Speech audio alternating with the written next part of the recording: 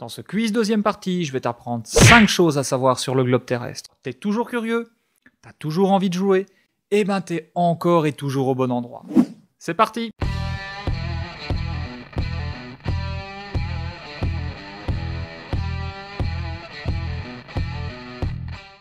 Bienvenue dans Geography and Geology, l'émission où je te parle de géographie et de géologie dans une ambiance très rock'n'roll. Bienvenue dans ce quiz deuxième partie. Alors si tu n'as pas vu la première partie, je vais t'afficher le lien ici quelque part au-dessus. Surtout, vas-y maintenant. Ça te permettra d'être au même niveau que les autres, d'apprendre encore plus de choses et surtout, ça permettra à la petite conclusion de cette vidéo d'être super utile. Si tu joues pas le jeu, tu verras, elle sera moins efficace, mais pour le savoir, il faut avoir vu la première partie et rester jusqu'à la fin de cette vidéo. Maintenant que tout est dit, tout de suite, première question. C'est parti! Alors, tu sais que les rayons qui atteignent la Terre peuvent être considérés comme parallèles entre eux. Ouais, si tu veux. Y'a rien qui te choque? Parce qu'il y a quelque chose qui devrait me choquer, parce que là, franchement, je vois pas. Le Soleil est une sphère, et les rayons se déplacent en ligne droite au départ du centre du cercle. Et si tu regardes le schéma qui va apparaître à droite, eh bien, tu constates qu'ils sont tous sauf parallèles entre eux. Ouais, c'est pas faux. Pourtant, je t'assure qu'une fois qu'ils atteignent la Terre, on peut les considérer comme parallèles. Mais à ton avis, pourquoi? Là, comme ça, je vois pas. Je te laisse 5 secondes pour y réfléchir. Tu peux mettre la vidéo en pause et écrire ce que tu penses en commentaire. Surtout, ne t'en prive pas. D'ailleurs, ici, il n'y a pas vraiment de proposition, mais pour te filer un coup de main, la réponse est très simple. Ce sont des termes que tu connais, que tu as déjà utilisés des milliers de fois. Ce sont des choses simples, donc pas besoin de théorie physique abstraite, pas besoin de formules mathématiques compliquées, ce sont des choses que tu connais. Maintenant que c'est dit, je te laisse 5 secondes pour y réfléchir, même si je te l'ai déjà dit. Bonne réflexion, à tout de suite, on se retrouve dans 5 secondes pour la réponse, c'est parti!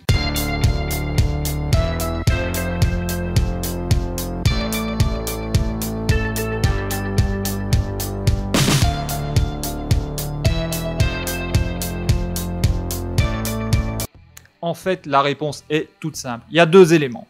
Tout d'abord, il y a la différence de taille entre la Terre et le Soleil et la distance entre la Terre et le Soleil. Et pour te donner des chiffres, même si j'en ai déjà parlé dans la première vidéo, la distance entre la Terre et le Soleil, même si elle varie, tourne autour des 150 millions de kilomètres. En bref, ce sont 2 axes très éloignés. Et la différence de taille est très importante. Le Soleil est 13 millions de fois plus gros que le Soleil. Et donc la réponse est très simple, nous sommes éclairés par un astre qui est beaucoup plus gros que nous, beaucoup plus gros que la Terre, et qui est aussi très éloigné. Voilà pourquoi on peut considérer les rayons comme parallèles. Et pour te prouver que c'est vrai, je vais te donner un contre-exemple. Par exemple, si tu éclaires un mur avec une lampe de poche, tu vas très vite te rendre compte que même si les rayons vont dans la direction, ils ne sont pas parallèles entre eux. D'ailleurs, si tu veux varier la distance de la lampe entre la lampe et le mur, tu vas voir que le halo de lumière, lui, va soit se rétrécir, soit s'agrandir. Donc c'est bien la preuve qu'ils ne sont pas parallèles entre eux. Et c'est logique, puisqu'on n'a pas cette différence de taille et pas une distance importante entre la lampe et le mur. Maintenant que c'est dit, je te retrouve dans la question suivante. C'est parti! Alors, si tu es arrivé à ce moment-ci de la vidéo, si tu penses que mon travail mérite d'être encouragé et si ça te plaît, surtout lâche un pouce bleu, laisse un commentaire et abonne-toi pour ne pas louper les prochaines sorties. C'est ultra important pour moi et c'est pas juste une question d'ego. C'est parti pour la question suivante. Alors, tu as déjà remarqué que les variations de température avaient lieu tout au fil du temps, tout au long de l'année sous nos latitudes. Ouais, et d'ailleurs on se les gèle ces temps-ci. Et est-ce que tu sais ce qui est responsable de ça? Y a un piège? En fait, parfois les gens pensent que c'est la distance Terre-Soleil qui est responsable de ça. Je te pose la question. Est-ce que tu penses que la variation de la distance Terre-Soleil est responsable des saisons sous nos latitudes? Je te laisse 10 secondes pour te décider, tu as 2 possibilités. Soit c'est vrai, soit c'est faux. C'est parti!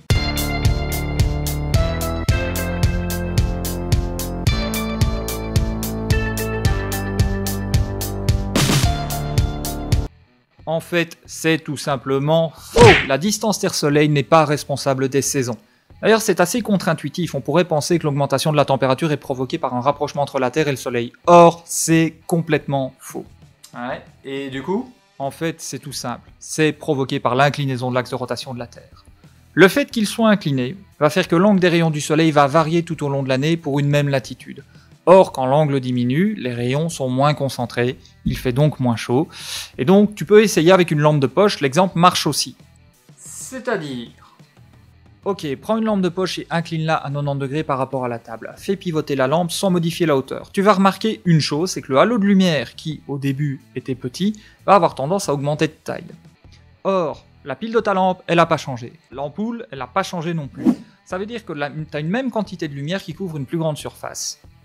Et donc tu as une quantité de lumière par centimètre carré qui est plus faible, et donc une quantité d'énergie par centimètre carré qui est plus faible, parce que oui, la lumière, c'est de l'énergie. Et donc plus l'angle diminue, moins la lumière est concentrée, donc moins il fait chaud.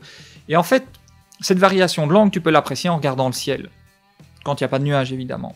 En fait, si tu regardes la hauteur apparente du soleil dans le ciel, eh ben tout simplement, elle est plus basse en hiver sous nos latitudes qu'en été. Et donc en fait, quand le soleil apparaît plus bas dans le ciel sous nos latitudes en hiver, eh bien l'angle formé entre les rayons du soleil et la surface de la Terre sera plus faible.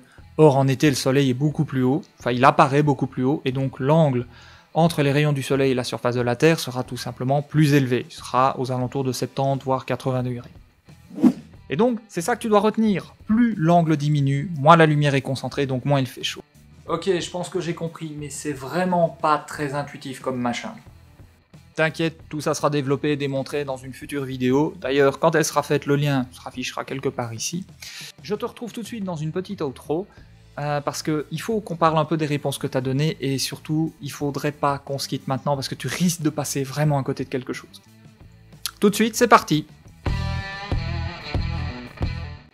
Voilà, on est au bout de la vidéo. Alors, t'as combien de bonnes réponses? 1, 5, 0? Alors, pour ce qui est du nombre de bonnes réponses, on s'en balance complètement. Et je suis sérieux, c'est pas du tout pour te flatter, c'est vraiment pour te dire que le nombre de bonnes réponses importe très peu, et donc on s'en balance, littéralement. Non mais t'es sérieux? Allez, franchement, tu vas nous sortir quoi là? Le plus important c'est de participer? Pas exactement. En fait, il y a deux possibilités. Soit tu as tout trouvé, ce qui veut dire que tu connaissais les réponses et donc t'es plutôt balèze, soit toutes les réponses étaient fausses et tu as appris de nouvelles choses. Donc en bref, tous ceux qui sont arrivés à ce moment-ci de la vidéo, eh ben, ils sont au même niveau. Soit vous étiez fort, soit vous l'êtes devenu. Et donc en fait, il n'y a pas vraiment de différence et votre score, il importe peu. Ce qui compte vraiment, c'est ce que vous avez appris. Et donc, ce qui compte vraiment, c'est que vous soyez arrivé au bout de cette vidéo, quel que soit le nombre de réponses correctes. Et donc les gars, maintenant vous allez avoir des applaudissements, et ils sont pour vous. Et ce sont de méga applaudissements, parce que vous le méritez. Allez-y, profitez, c'est pour vous. Et donc c'est maintenant qu'il va vous demander de s'abonner à sa chaîne, de lâcher un pouce bleu, ou de laisser un commentaire. Il flatte son audience, et il leur demande de s'abonner.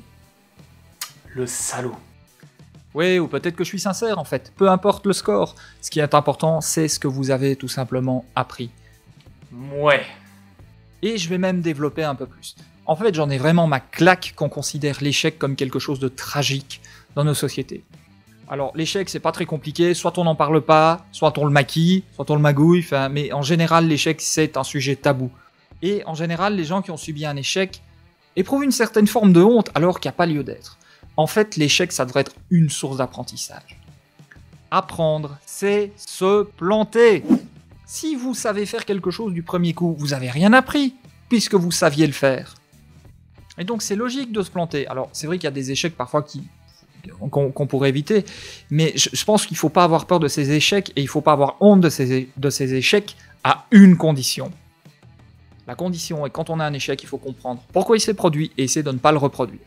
Alors, vous mettez pas trop la pression non plus, parce que si on regarde un peu l'histoire de l'humanité, dans le genre, on n'apprend pas vraiment de nos échecs, je pense qu'en tant qu'espèce, on est pas mal. Hein, parce que voilà, donc au niveau individuel, c'est déjà pas facile, mais au niveau collectif, on voit que l'apprentissage des échecs, c'est quand même une catastrophe. Mais j'insiste, quand vous êtes confronté à des échecs, n'en ayez pas peur, essayez de comprendre pourquoi. Et alors oui, aussi, ne vous arrêtez pas aux symptômes. Hein. Par exemple, si vous avez un échec parce que vous avez rien foutu, ne dites pas « Ah bah oui, j'ai rien foutu ». Dites-vous simplement « Ok, j'ai rien foutu, mais pourquoi ?» Et quand vous arrivez à un élément suivant, posez-vous encore plus de questions afin de comprendre la racine du problème. Et c'est quand vous aurez compris la racine du problème que vous saurez le résoudre. Voilà, c'est à peu près tout ce que j'avais à vous dire. Donc bien évidemment, si la vidéo vous a plu, surtout lâchez un commentaire, lâchez un pouce bleu, ou abonnez-vous à la chaîne pour ne pas louper les prochaines sorties. Je vous souhaite à tous une bonne soirée, une bonne nuit, ou une bonne journée en fonction du moment auquel vous regardez cette vidéo. N'oubliez pas de rester curieux et de profiter de la manne de connaissances qu'Internet vous propose. Force et robustesse à tous, prenez soin de vous, ciao, à plus!